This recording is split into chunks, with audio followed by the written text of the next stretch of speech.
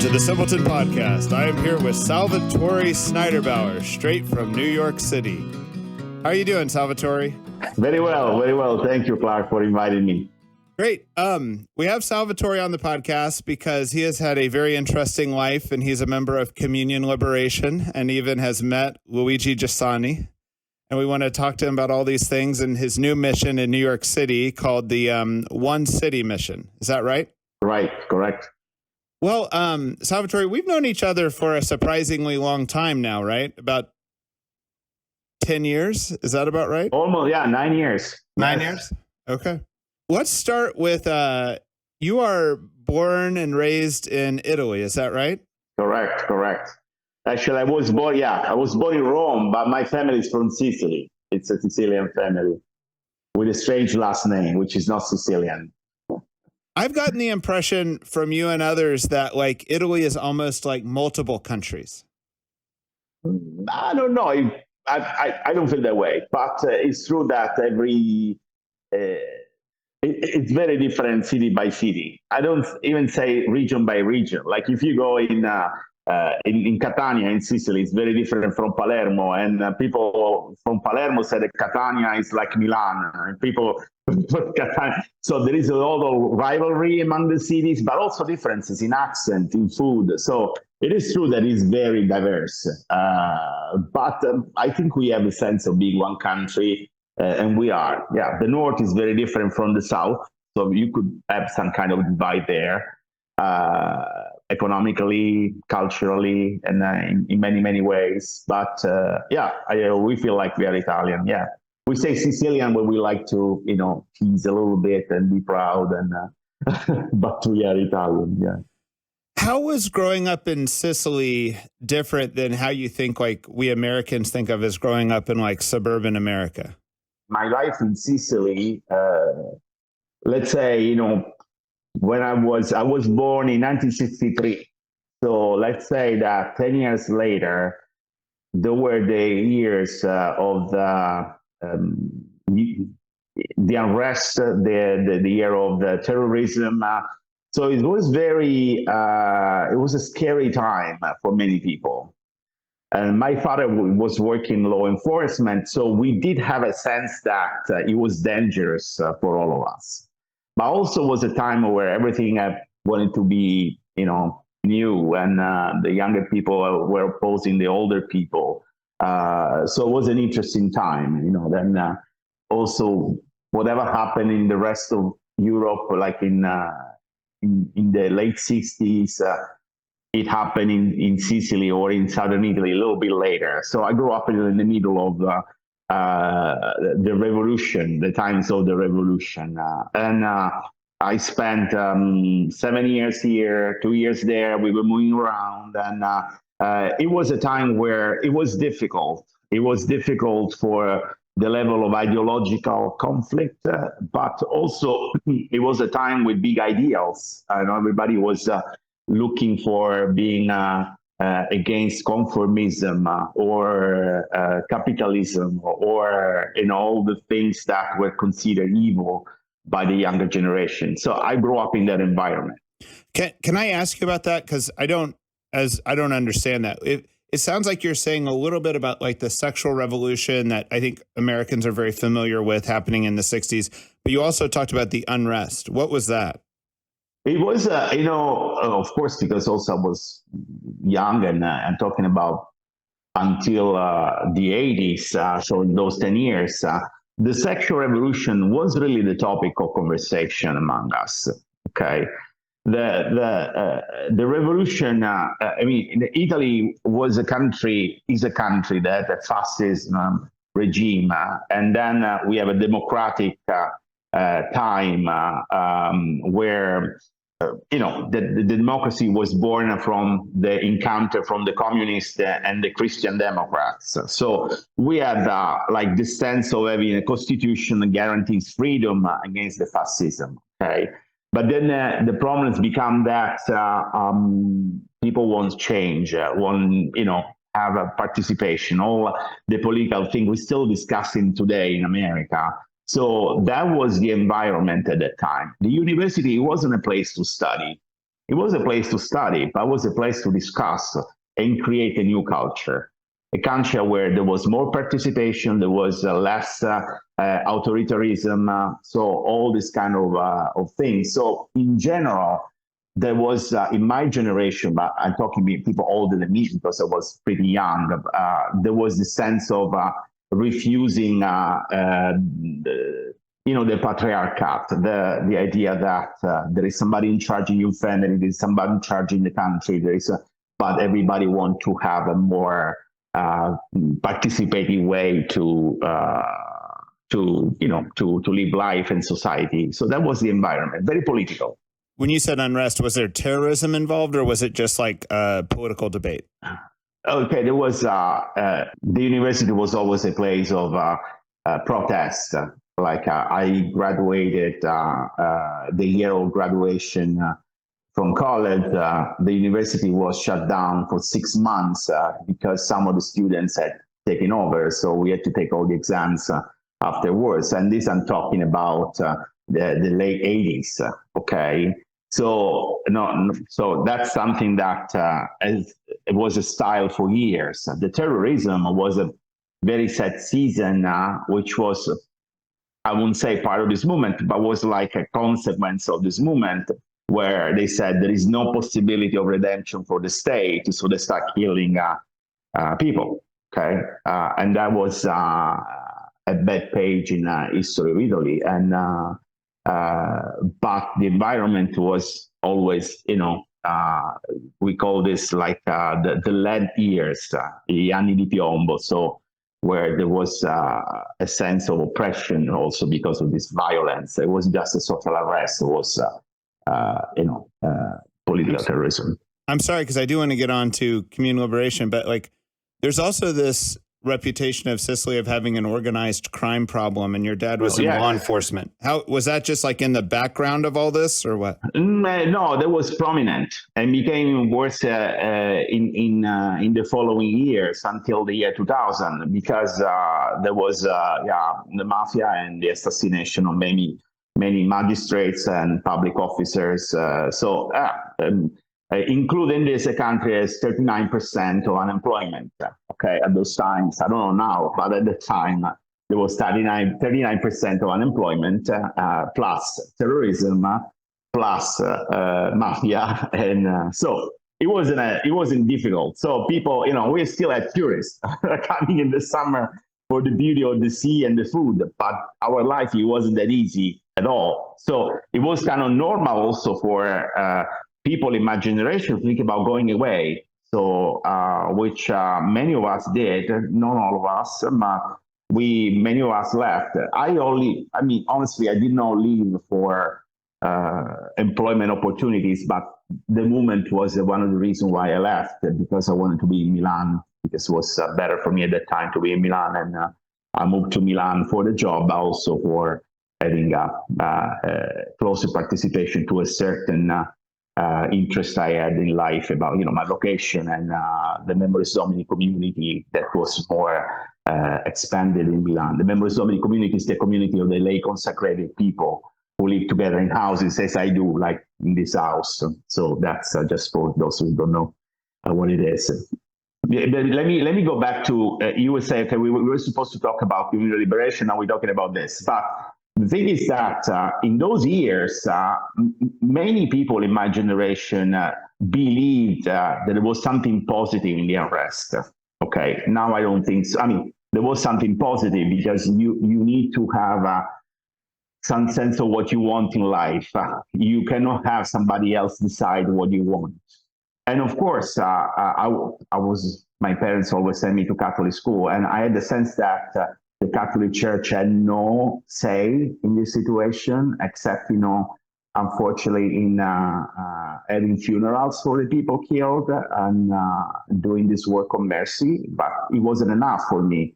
So what I found in communal liberation was a place where Christianity was relevant in front of the problem. So there was nothing that we could not discuss with the communists, with the fascists, that wasn't concerning our faith. That was attracted me to communal liberation because, Up to the time, there was my life in high school, with whatever is high school everywhere, even today, with the stupidity and the parties and whatever we do in high school. And on the other side, there was this social problematic environment, and the church seems to be something that had nothing to do with both, neither with my life in high school or in the social problems, in my perception. Instead, when I found the movement say, okay, whatever you desire and whatever these people around you desire is the starting point, your interest, your desire for happiness, your desire for justice, your desire for change in the world has to do with Christianity, because Christ came to give an answer to that desire, and he gave an answer to that desire through his humanity, through his incarnation. He didn't just give you a spiritual escape from the difficult situation where you are, but he gave you a flesh that comes through you through the church and through the community of the people who believe in him. So that was the proposal I received. And if this proposal had arrived without taking into account all the problems we had, I don't think I could have, adhered to that. I could have been part of that. Instead, it came giving us a way to read, judge, and move forward in the reality where we were. When I read Giussani, I feel like he has an approach that feels different, and I never have thought about it the way you're talking about it, that there was so much conflict happening when he was doing his writing, Yes. But is there a way that you would describe his approach? Or is there a way that you feel like, I feel like he feels different than the other either movements or theologians happening, but I can't put my finger on what it is.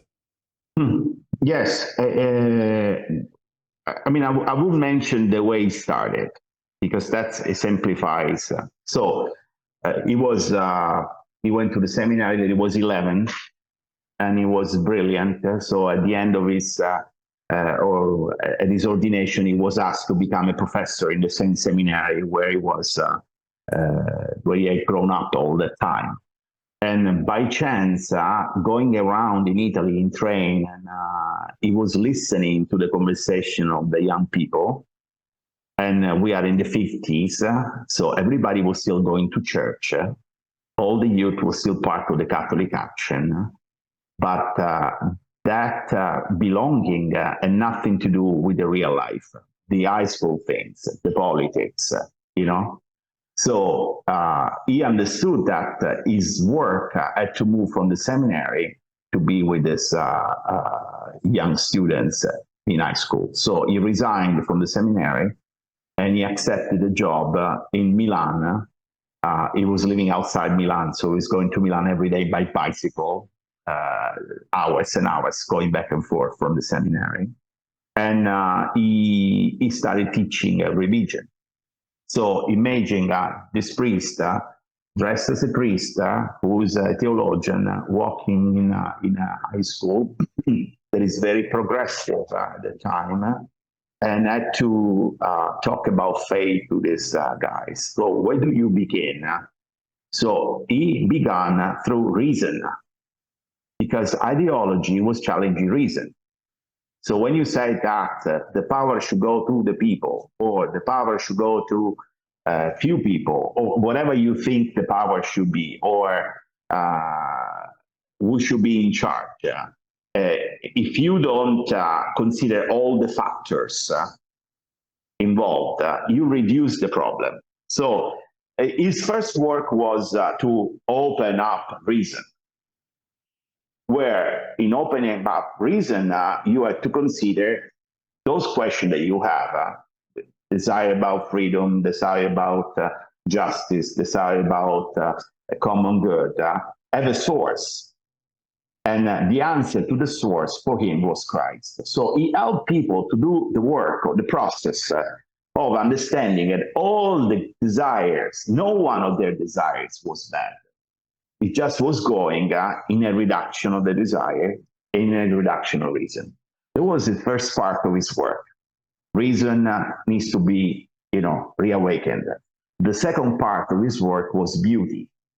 So in other words, he was showing how this desire had moved musicians, poets, writers. So he was able to show to the students that in Leopardi, that they were studying, the poet Leopardi, that they were studying in literature class, there was a religious sense, as much as it was in Beethoven. So he was going with his gramophone there and doing class, religion class, listening to classical music. So that was his approach. And the third thing that he did, one time he saw a group of students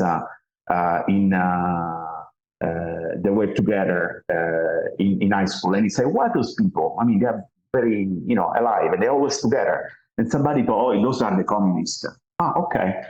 And he registered that the communists were together and were alive and were an appealing group of people in the school. So one time he was going down the stairs thinking all these things, and he saw a group of students, and he asked them, "Do you mind if I ask you something?" He said, "Sure. And are you guys Catholic?"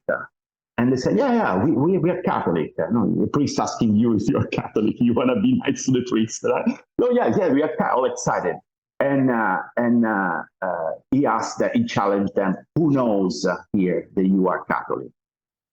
So in other words, he kind of challenged them. We all know that the communists are friends, they are together, and they are communists, but nobody knows who you are. So that was the third component. So the first was reason, the second was beauty, the third was the visible communion about the people at school. So I then started. Can I tell me if you think this is fair? I feel like there's a lot of Catholics who believe that they have a rational take on reality and they want to confront what's going on in society with it. But their rational take is a little bit, they think of it as like this timeless historical take, and they actually aren't taking the problems of the modern person very seriously or the objections very seriously. And it feels like to me, like Giussani's like saying the arguments and the, the things you're wrestling with are very valid. And then he's like using that kind of beautiful Catholic tradition and really like applying it. He's not like doing this kind of, I don't know what I'm trying to say. I'm trying to say it feels like there's people who try to take a historical answer and shove it on modernity. And it feels like that Giussani has this different idea of like, I'm going to take these modern questions extremely seriously while remaining completely orthodox. It's a difficult, it's a problematic issue.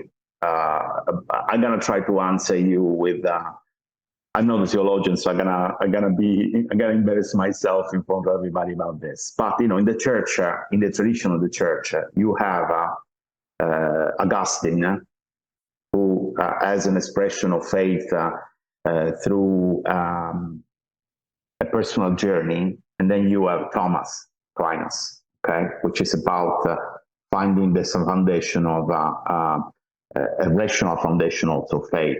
Right, and the church needs both. But if you you can include also Bonaventure, Saint Bonaventure, who has all this journey of the soul again, right?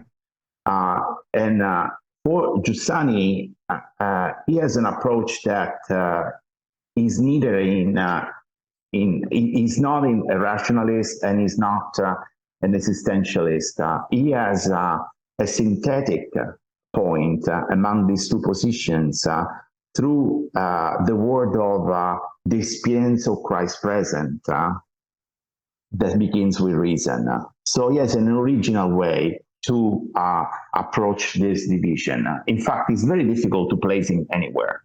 You cannot think of him as a conservative, but he's not a liberal. What is he? And because he really believes that every human being has a desire for God, that God answers sending his son in the flesh.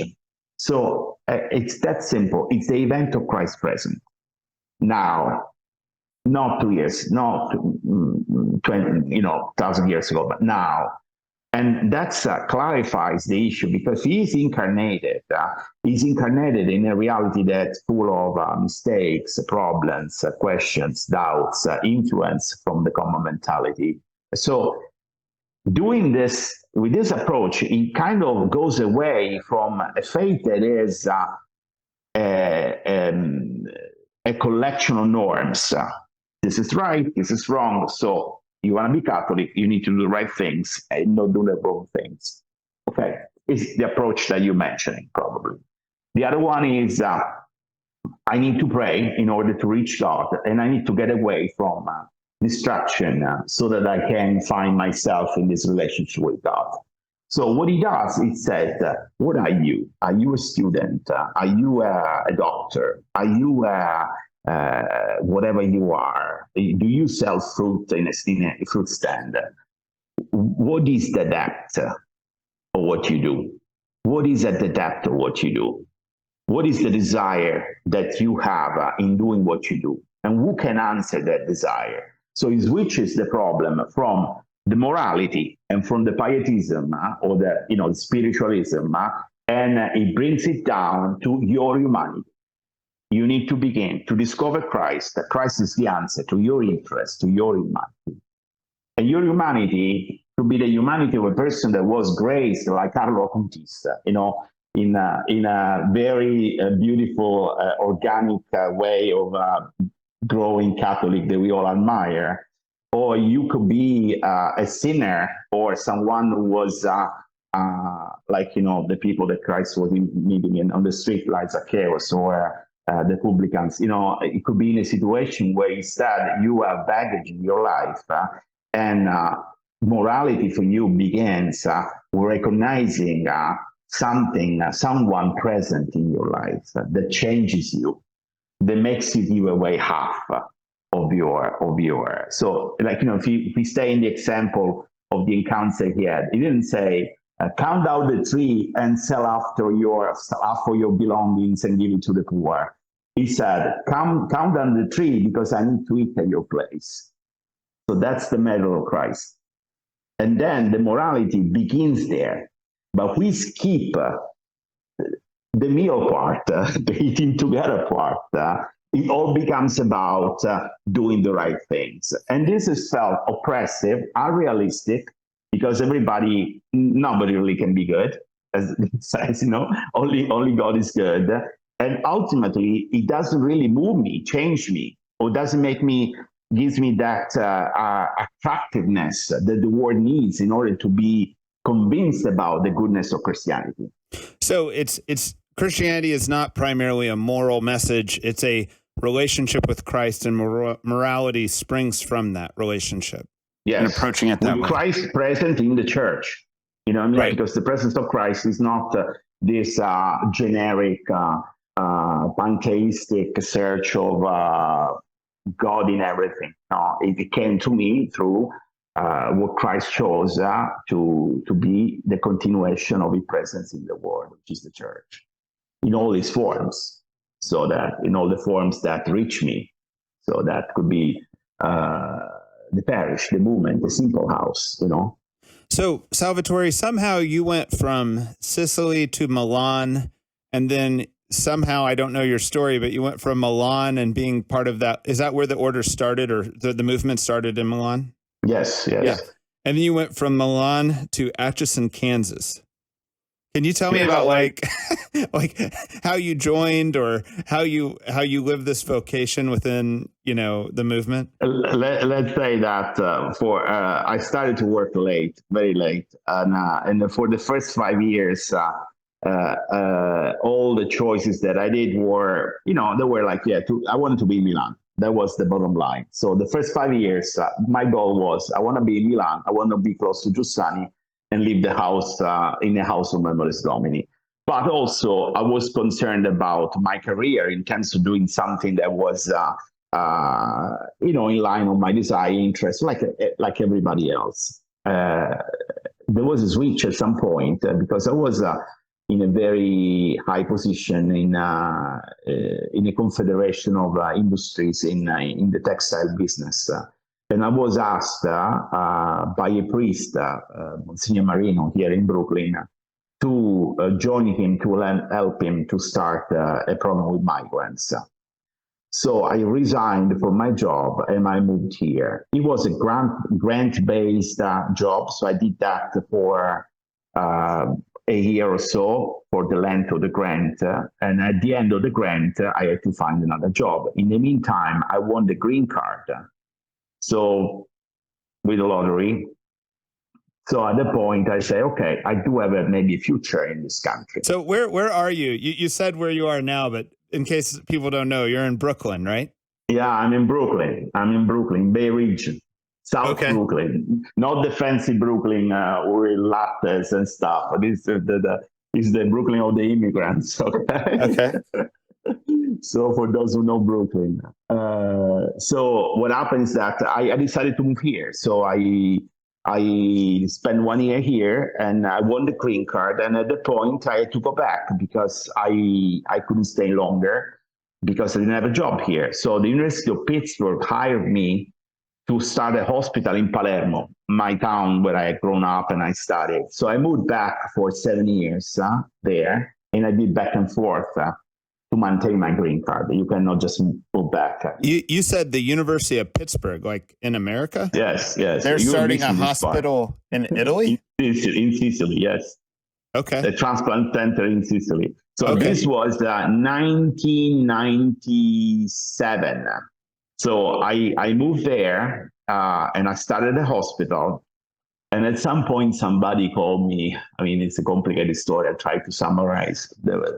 The Christian brothers in Minnesota were looking for someone to help them to start a university in California. Okay. And the president and asked Giussani to give him someone who was able to do this project with them. And they asked me to join him. So I resigned from my job like the first time. I moved to Minnesota, but the project did not go well. The city of Sacramento decided that environmentally wasn't a good thing to have a new university in California and Sacramento. So at the point, by chance, I went to Benedictine College for a Giussani's book presentation, and I met the dean of the college and the president, and they offered me a job. And so this was 2005, the end of 2005, was a few months after Giussani had died, in the time where Benedict XVI was elected. And so that was my life since then. So I stayed at Benedictine 9 years. Then for a while I was in New York working with, where I met you toward the end of those years, of those 9 years. And then I moved back here for a couple of years to do some work for the movement. And I also started to work with the CFRs in a shelter. Then I went back to Benedictine. And then finally I moved back to New York in 2014. No, we're doing this just to confuse people. Right. Just to let them spin and not understand anything about what we do. Yeah. Your vocation as like a member of the movement, do you call it members domini, or how do you say that?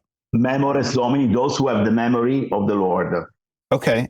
How would you explain that as different than like being a member of a religious order? Like what you just described didn't sound like something a religious order would do. Yeah. But yeah, it's different. I mean, for me, was I was in college, and in college, some of our friends in the community, they were getting engaged to get married already, and at some point, somebody asked me, "So, how do you see your future?"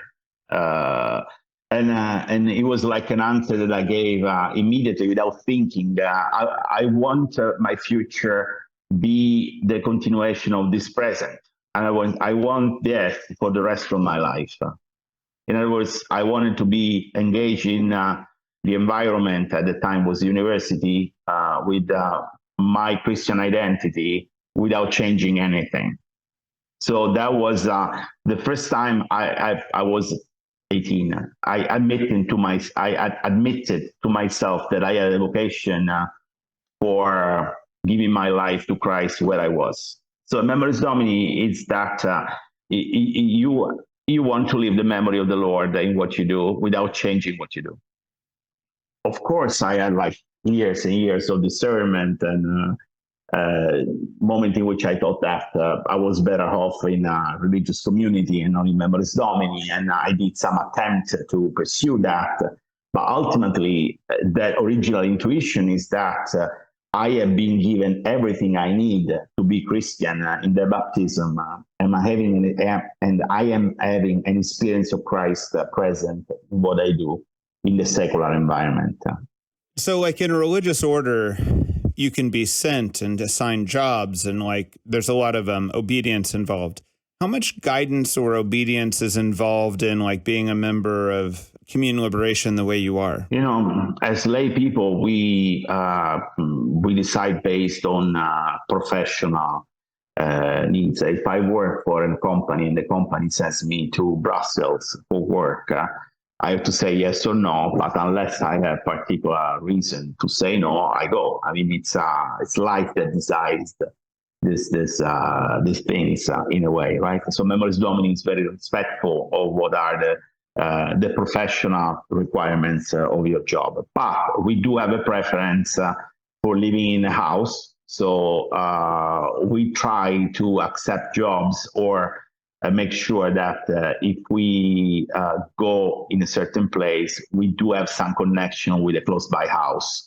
So, but it's always done in a dialogue. You know, nobody tells you do this or not, don't do this. And even sometimes you will like somebody tell you, because sometimes you don't know what to do, but it's not like that. You need to know what you want and what gives more glory to Christ in what you do. So it's always like a dialogue. It's never, but it is a dialogue. I mean, no one decides on its own. It's always a dialogue with the authority. I want to ask you about your current mission and working with the poor. But before that, by the way, I think we should say that Communion Liberation has nothing directly to do with liberation theology. I sometimes have to tell people that. Thank you. We have members here, even former Simple House missionaries, who are going to like book clubs with Communion Liberation. Can you describe the movement more broadly, besides just like your experience as Memoris Domini?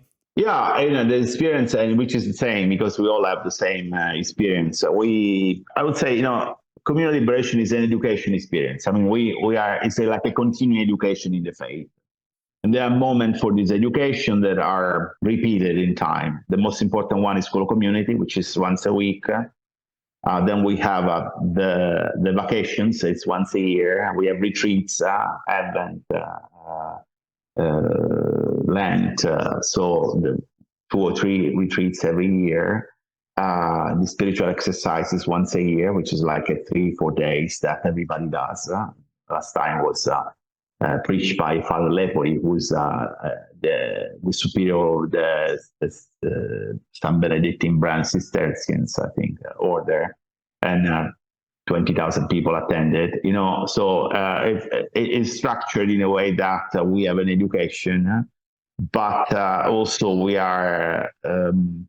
The education goes also in the way you use money, you use time, you do charity. So like charitable work is what we call that time that we dedicate to helping the poor or helping other organizations, the Sisters or Mother Teresa or the organization like a Simple House. So that's the way I started with you. I was looking for a charitable work for me, for my education to gratuity. And so I came looking for you. So that's the way it is. Am I right in thinking your meetings are called School of Community?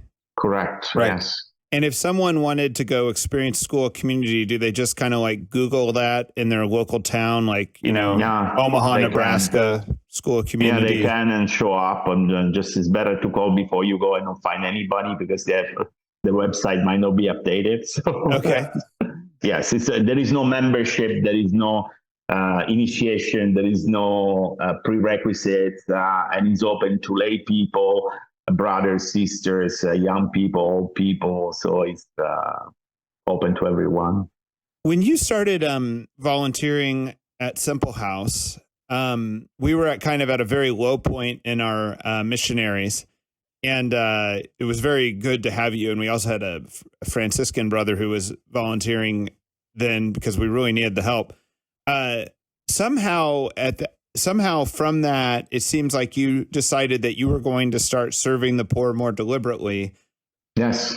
And you've somehow ended up 9 years later having your own mission. Can you talk about like why you decided to go from academia to this and like what insight you had? Couple of steps, because, the encounter with you is very relevant. The first step was before I met you, because in that fall, the fall before, 2013, I spent 3 months in Florence with my students. And during that time, I have a comparison to describe that time. Imagine that you don't drink coffee for 8 years. And after 8 years, without even thinking about it, you drink a double espresso, okay? So that gives you some reawakening at least, right? So in the 9 years of Atchison, something different happened to me. I never was in a place of 2,000, 10,000 people. I always was living in cities of millions, Milan, Naples, Palermo. And when you are in those cities, you have an exposure to the street life.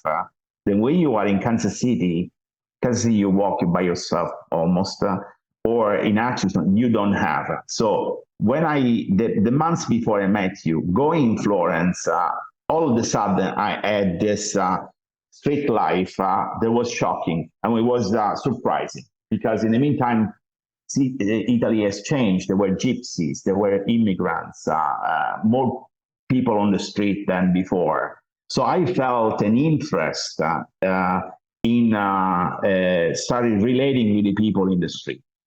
I couldn't name it. I didn't know what forms would have taken in time, but certainly I wasn't just distracting going through. So I was engaging in conversation with the people on my way to work and back. So that was the beginning. Then when I came back to Atchison to teach the following semester, so in the spring semester of 2014, I was really, one more thing, that I was really impressed by the way the Franciscans and the Servites were living their presence in the geographic area of Italy. So when I came back, I said, I want to continue this way of being with the poor, and I would like to find something Franciscan to do it because I feel like I have a connection with that, right? So you have Francis in your name, so I Googled you. I Googled mission, St. Francis, and I found you, and I said, okay, let's do it. Without even thinking too much. But then one of the first time we were in the car, you asked me a question that I'm still trying to answer. You asked me, you are in community liberation. I kind of understand what you do. I like what you do. But can you do what you do with the people we meet at a simple house, in the projects, in the street, who are schizophrenic, who think they're pregnant and they're not, all the things that we were facing at those times, right? And that question has been a question that I still try to answer. In other words, my answer to you was, I don't know if I can, but I would like to. So for me, as the time, then I moved to New York because I had to take a job in New York to have the movement at the time. But then these encounters that I had on the street in Florence became daily. And people were coming to me just to chat. And I was talking to my friends at the shelter, the other volunteers. I said, this is uncommon. There is something there that is happening to you, it's not happening to us. What is it? You have to figure it out. So in time for me was this interest that I have for the street, and to learn from the street and to have a relationship with strangers. And then really the time with you helped me to go deeper in this relationship, and also starting to find a connection between my experience in the movement and my experience with the poor. So And then in years took this form that I have now. I don't know if this answer your question. It does. And I'm going to take you down a side road, but then I want to come back to what you're doing now. When you were in Atchison for 9 years, is that right? Mm. You are dealing with, and this is no, I do not mean this negatively at all about Benedictine and Atchison, but you're in a very protected Catholic environment, very different than the environment you grew up in high school and college, where the fascists and the protests and all the different things were happening, and then you're taking these students, from Atchison back to Italy, where you're from, and things like this, right? Do you have any thoughts on that? Like, it's interesting to me, this idea that there's like a goodness in this protected environment, but there's also, I don't know what, there's like there's a way where it's very hard to transition from that to really engaging the world, or, do you have thoughts on that? I don't know. Yes and no, because when I was in Atchison, I started the study abroad. No, I didn't start a study abroad program. They already had a study abroad program, but I started the Florence program, okay, in 2005. 2006 was the first group who went. And then after 8 years, I went myself for the first time as a professor. So the college had that sense of doing that for helping the education of the students. It wasn't something that I took the students.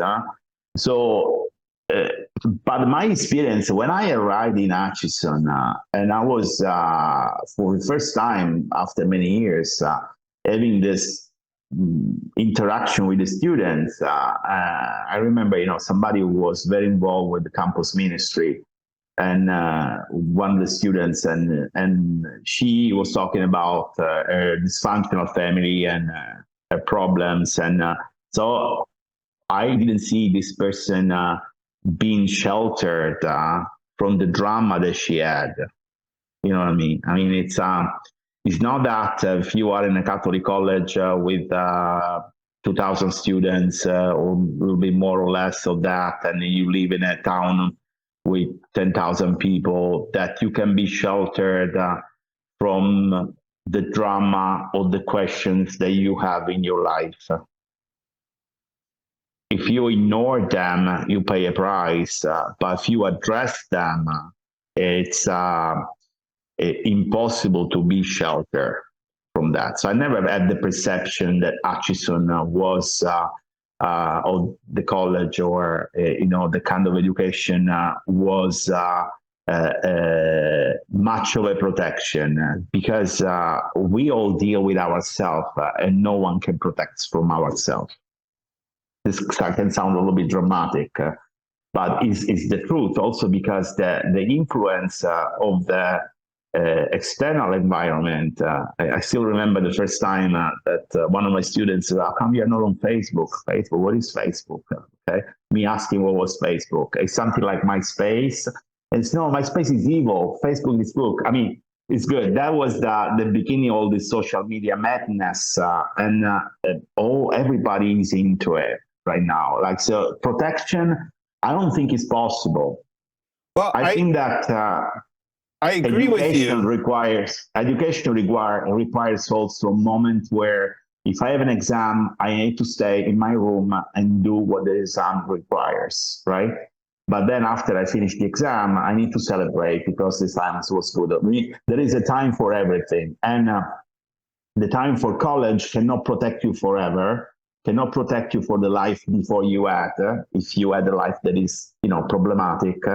And you can choose to stay there forever. But is that a protection? Well, I agree with you. And I want to honor that everything you said is exactly right. And the full spiritual drama happens in a small town in Kansas at a Catholic college, the same way it can happen on the street of Italy, right? And that's all true. But we've also talked separately about, like, if we were to send fresh college grads from the Midwest to the Bronx, we'd need a real New Yorker there to bridge the distance. And there's a long tradition of foreign missionaries, and even though that's in the same country, it's pretty foreign. Mm-hmm. But like, it's almost like there's a bubble you're leaving And people in Atchison talk about this sometimes, that like you have to like kind of like wake up out of that to realize there's this different set of there's this, I don't know what I'm having a problem putting it into words, but I do think it's a real phenomenon. Yes, and I think yes, I think you have a point about that. I just want to prefer to not to emphasize it. Sure. Because if I move from New York to LA, I need somebody who introduce me to the situation in LA and the homeless in LA. They're not the same people that I see here. And if I go to San Francisco, it's different, right? Or if I go to Minneapolis, it's different than going to Kansas City. I mean, in other words, there is always a form of where the environment has an appearance and has a reality. I think the appearance changes, but the reality is that we are in this narcissistic, individualistic, self-centered, self-destruction everywhere we are. I like your emphasis. I think that's the basis of all missionary work, has to be based on the common human experience, not that we're all so different. And I think you're emphasizing that well. But all right, well, tell me now, you felt the need to not just work at a mission in New York, you felt the need to start a mission.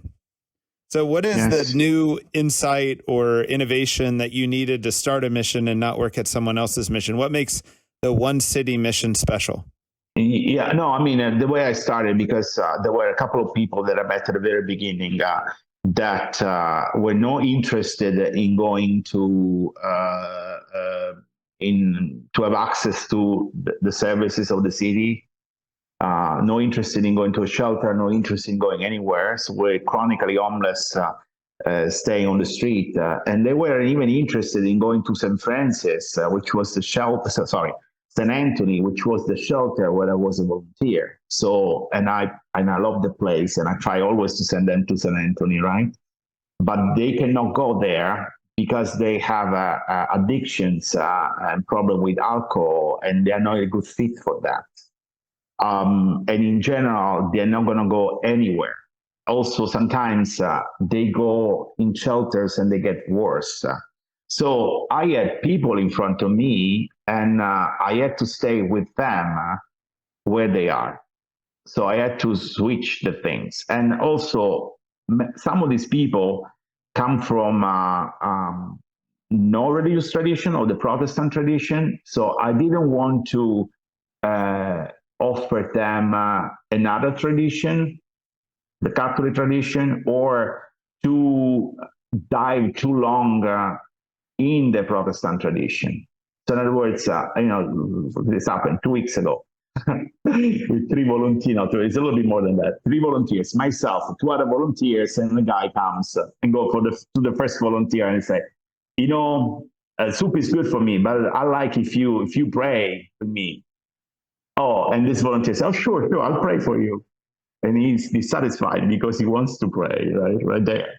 Then he goes to the second volunteer and try the same things. And then he comes to me. Actually, the third volunteer, we're 4. The third volunteer says, I don't pray ever, because she doesn't pray. So finally, and she said, you should go to him because he prays. So he comes to me, and then we pray together on the street, right? And finally, the poor guy finds somebody who prayed over him and prayed over him on the street, because I don't have any problem doing that. But this is not my first approach with them. My first approach with them is, my name is, your name is, I have this to give it to you.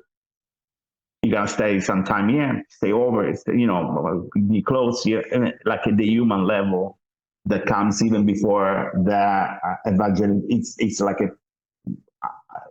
my goal is not to bring them to the church. My goal is that they experience the way Christ looked at me.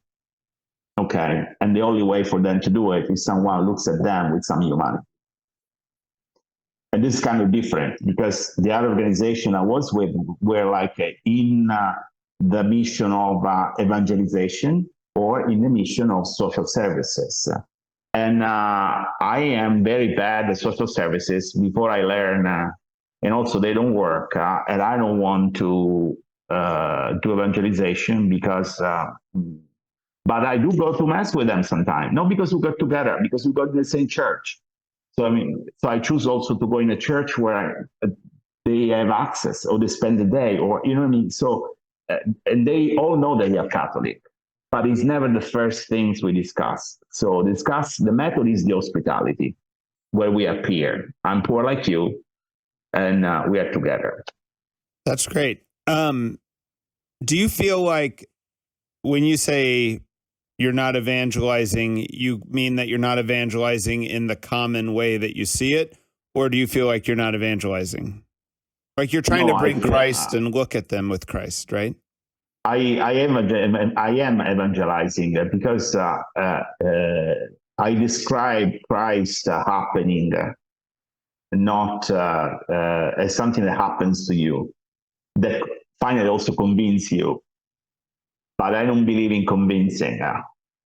I need to convince you that this is the right things. And I don't believe in practice. You start praying with me, you like it, you stay. I hope to create some kind of attraction. And in this attraction, if there is room, we can have a conversation about whatever you want to have a conversation on. Once a week, I have a dinner with Sean. Sean is immigrant, illegal, has problem of collecting stuff. There is always full of stuff. Then the Department of Homeless Service comes and takes all this stuff. So it's always in there. And he makes fun of me because he say, okay, you losing your time because you should become the boss of mafia in New York. Instead, you're wasting time with me and with Hispanic people. The Italian people they're not good at doing mission work. They are good and managing the mafia. So what are you doing here? So that's in my conversation with Sean. I said, you're wrong, because, the best person who helped the immigrants here was an Italian. I said, was he? Was she? And I spoke about Mother Cabrini, and he was blown away. So he's a good reader. So please bring me a book. I want to know about this woman. Where is she? Yeah, she's buried here and in the Upper West Side, in Inwood. And so that was the conversation with Sean. So yesterday I went, I gave him the book, and he started asking questions. So is this Roman? Is this Dominican? Because I stopped going to catechism when I was 5, so I know nothing about it, and that was the beginning of our conversation. So he brought me there, and it was a joke that brought us there, but that wasn't my intention. My intention is that he knows that I'm faithful for the fact that once a week I eat with them. He doesn't have a phone, so Monday I skipped because I had to go to the eye doctor, and I couldn't drive. And so I went yesterday. He was surprised to see me because he thought, I'll see you. When I skip, I go the following week. So we had dinner together. We spoke about the book. So that's the kind of things that I will need, that somebody who doesn't show up the following day. And that's the kind of life that is Christianity for me, a presence that is faithful, loves me, and brings me something that I don't see anywhere else, That's what people tell us, So you give us food, everybody give us food here. But the way you do it, we understand there is something different there. And that's what we do. You're living in Brooklyn. Can you say like where most of your work is, if it's on Manhattan or Bronx or Brooklyn? And also, if someone wants to experience what you do or donate to what you do, how they could find you and how they could participate? Most of my work is in Manhattan, and because it started there, and it's most of the people that I know are in Manhattan. And the way the mission has grown in the recent years is people want to have something for the homeless where they live, in the area where they live. So we have one team in the Upper West Side, one team in a financial district, because there is a group of people who work there, so they do this from their office. Then some people who live in the village that says Washington Square Park, it's a mess, we need to do something. And I started something in Washington Square Park. So I try to respond on where the needs are. And then traditionally outside of the Church of St. Francis, all the organization go there. So I never wanted to go there because I say, but now I'm there because without even knowing, I had developed a relationship with them, and then they want me to go. So there's this woman last week, there was a misunderstanding. So there was a Muslim truck giving food, and I had no volunteers. So I was ready to go. And she came to me and said, "You don't understand, I don't take food from everyone. I take food from people I trust and I like." And also she was mad at me because recently I found somebody else who can cook. And I said, "I'm really at you because you don't cook anymore for me. I hope you don't have to beat this." No, don't worry about it. and so she gave me a lesson. I'm not here for the food. I'm here because she's my friend. And so she also noticed that I taken the time to cook, to do something else, some good tuition somewhere else. But does not satisfy her, because it was different when I cooked. So that's the kind of reality that I have. So St. Francis, we go there. To go back to your question. So we do this in a spontaneous way. I ask the volunteer to be faithful. So if you start, these people are going to have a trauma when you stop. If they like you, they want you. When you stop, you need to have a very good reason to stop, and you need to tell them that you cannot come, you cannot continue doing that. Donation, we have a lot of individual small donations that come through the website.